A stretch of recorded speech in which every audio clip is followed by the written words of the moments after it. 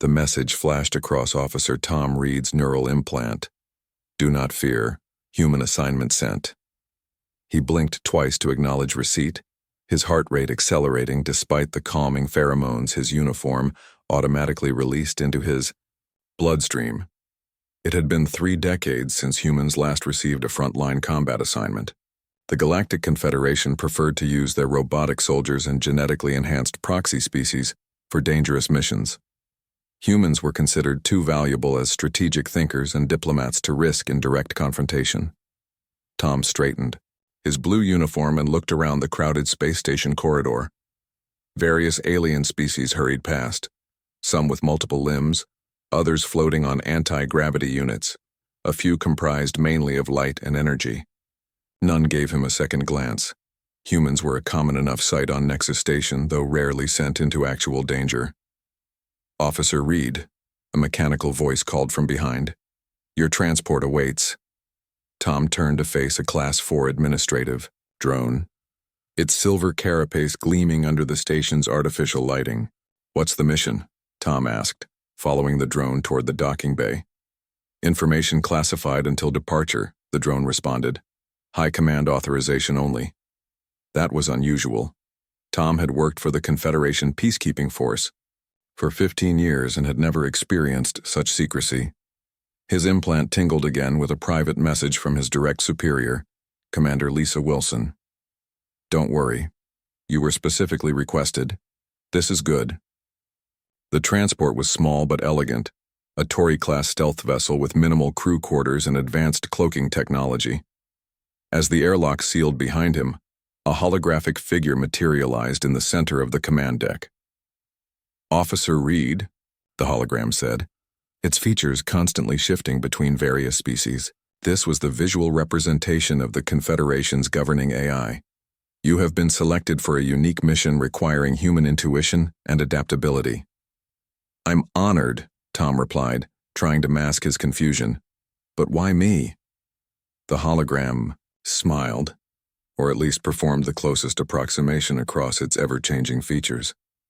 Because the Vrex respect humans above all other Confederation species. The Vrex. Tom felt his mouth go dry.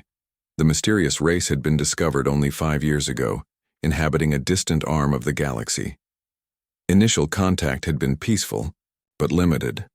The Vrex refused to communicate with any species other than humans, and even those interactions were brief. We've received a distress signal from a Vrex outpost near the Quantum Rift. The hologram continued. They specifically requested human assistance.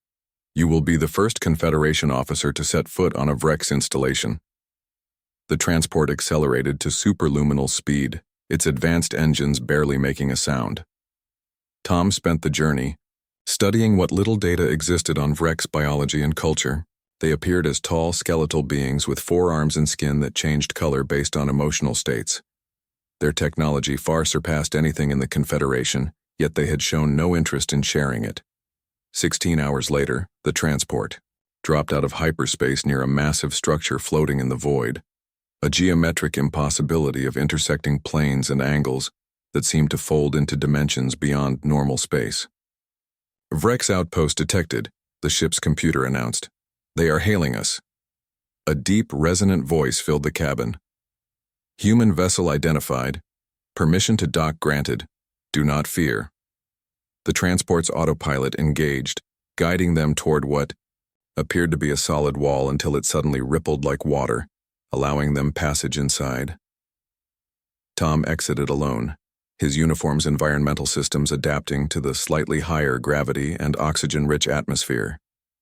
A single Vrex awaited him, taller than any human, with 4 slender arms and skin pulsing with patterns of blue and green. We appreciate your response, human, the Vrex said, its voice somehow coming directly into Tom's mind rather than through his translator. I am Keeper. The situation is dire. Keeper led Tom through corridors that seemed to bend reality itself, explaining as they walked. The outpost served as a containment facility for an ancient entity the Vrex had imprisoned millennia ago, being of pure entropic energy that consumed all it touched.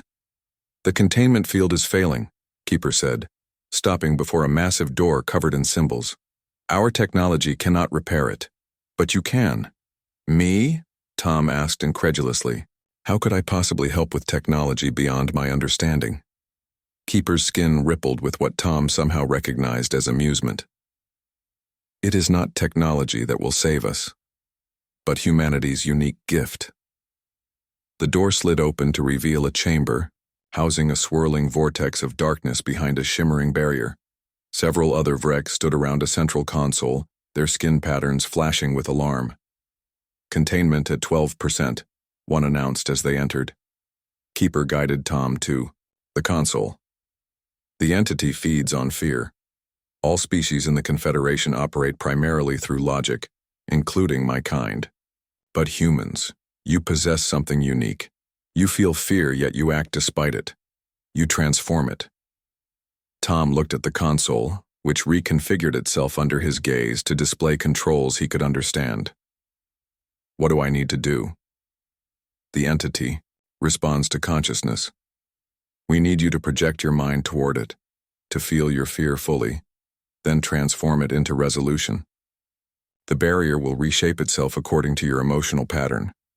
It sounded impossible, yet Tom understood on some intuitive level. He placed his hands on the designated areas of the console and closed his eyes. The entity's presence immediately pressed against his mind, ancient, hungry, terrifying. Tom felt his fear rise, threatening to overwhelm him. But instead of fighting it, he acknowledged it fully. Yes, he was afraid. And yet, he thought of Earth, of his family, of the countless species in the Confederation who knew nothing of this threat. His fear transformed into determination, into purpose. The barrier around the entity pulsed, strengthened, and stabilized. Containment at 98% and rising, Avrex announced, its skin now glowing with golden light. Keeper placed one of its 4 hands on Tom's shoulder. This is why we called for humans. Your species lives with fear every day, yet continues to explore, to connect, to protect. No other species can do what you have done. Tom opened his eyes, exhausted but triumphant. Will it hold? For another 1,000 years, Keeper confirmed. By then, perhaps we will have learned your gift.